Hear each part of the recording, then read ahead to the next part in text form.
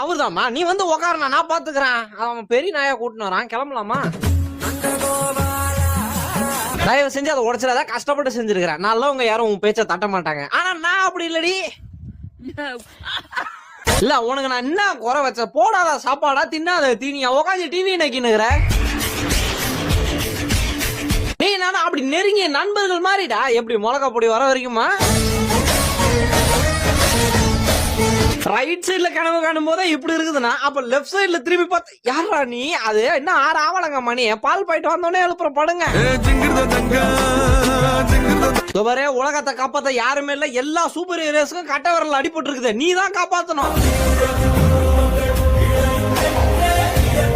2 BHK வீடு கூட அவ்வளவு மெயின்டெனன்ஸ் ஆகாது. எவ்வளவு காசு மெயின்டெனன்ஸ்ல போகுது சார்? டபுள் சிக்கன் பர்கர் ஒன்னு, பிரெஞ்ச் ஃப்ரைஸ் ஒண்ணுங்க. ஏமா நானே குப்பை தொட்டில இருந்து பொறுக்கி தின்னுங்கிறமா. இப்படி சாப்பிட்டா நான் என்னைக்கு சாப்பிடுறது? எவனாச்சும் பாக்குறானா? எவனும் பாக்கல. கையால அள்ளி தின்ன.